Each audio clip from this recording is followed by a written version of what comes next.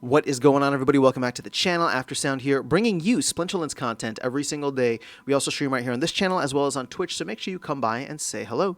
This video is also brought to you by my music, which is available anywhere you stream music under the name Aftersound, and I did release a new single recently called Dreamin', so check it out, let me know what you think, and I appreciate the support. Okay, guys, as you can see here, SPS and DEC are starting to diverge. They have actually been somewhat fairly correlated with a price of about 10 DEC to 1 SPS, but we are now looking at DEC going well above that. And not only that, you're seeing the market and pools amount of DEC decrease and the amount of player-held DEC increase, at least from the last couple of videos and over the past week or two. So what does this signal? In my opinion, it's all speculation, right? As I've said, called out many times, you can see that the company is running low on DEC, which means at some point in the very near future, like maybe within the next 2 weeks, they could start buying massive amounts of DEC. I shouldn't say massive. They could start buying significant amounts of DEC off of the secondary market and using that to facilitate back-end transfers for credits, right? Or back-end transactions for credits. So if and when they start doing that, we could see a significant and consistent buying pressure on DEC. And the fact that players are buying it up now, to me, it just spells out that they're front running this, right? So I do think that there could actually be a little bit of sell pressure and downward pressure on this as we go along, right? They're front running this. They're hoping to get ahead of the team, and then as soon as the team buys, they're going to sell because they make, you know, whatever tiny profits on it. I shouldn't say tiny. Like, I mean, this is one of the most predictable trades. Again, not financial advice, but it is one of the most predictable trades. Anytime we know that there's about to be massive DEC utility, so that DEC utility is coming in the future. But we know that the team, for example, is going to be buying a ton of DEC because they're going to need it. We're not going to be giving it to them the same way that we have over the past year.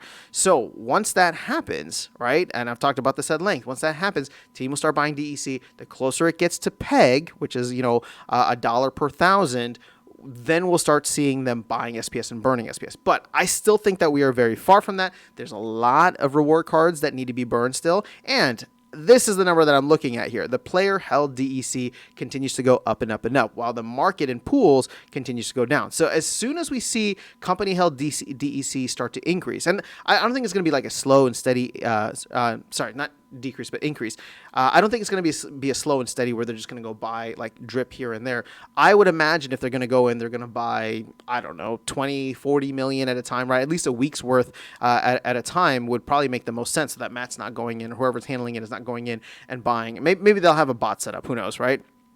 But whatever the case is, this is something that I'm going to be watching very closely. And as I said, this is, to me, the only speculation that I can draw from this is that people are speculating on the price, and we are going to see a significant amount of push-pull effort, you know, push-pull pressure on the price as it goes up and then back down, up and then back down. But the fact of the matter is that DEC is higher today than it has been in quite a while. And so to me, that's all the speculators buying up, pushing it from 700 to 757 Splintoshis. Once the team starts buying, where does that go? I don't know. But even here's the thing, right? Even going from like 750 Splintoshis up to, we'll say like 825 Splintoshis, that's a 10% gain.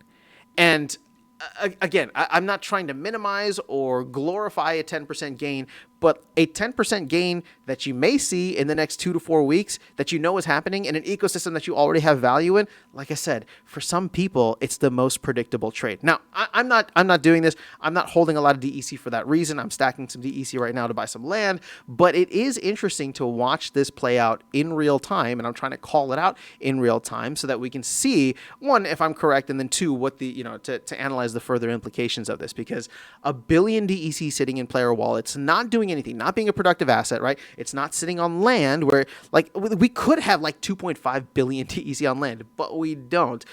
Players are just hanging on to this DEC. My big question is how much of that is for Conclave Arcana and how much of that is for speculation.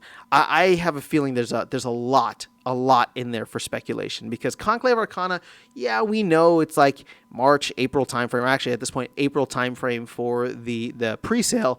but that's still like 2 months away. And maybe you have folks that are stacking up while it was low, right? Under 700 Splintoshis, 680 Splintoshis, whatever it was.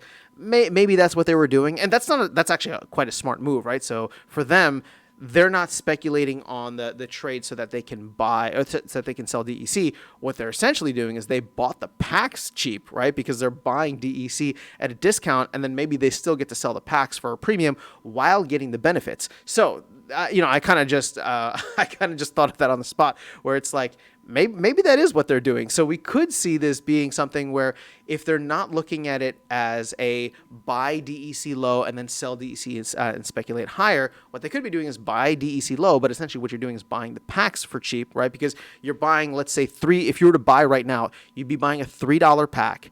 For 75% off is what it, sorry, not 75% off, but 75% of PEG means that you're buying a $3 pack versus a $4 pack, which when DEC is 4,000.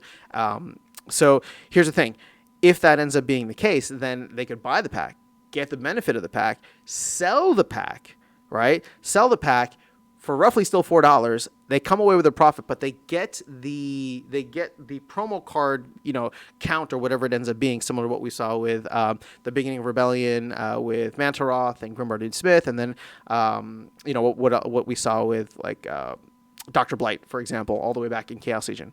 So that could be interesting because in a way, them speculating on the DEC price actually ends up being quite good for us because they're not dumping DEC on the market. They will then be dumping the packs on the market, which could be interesting in its own right.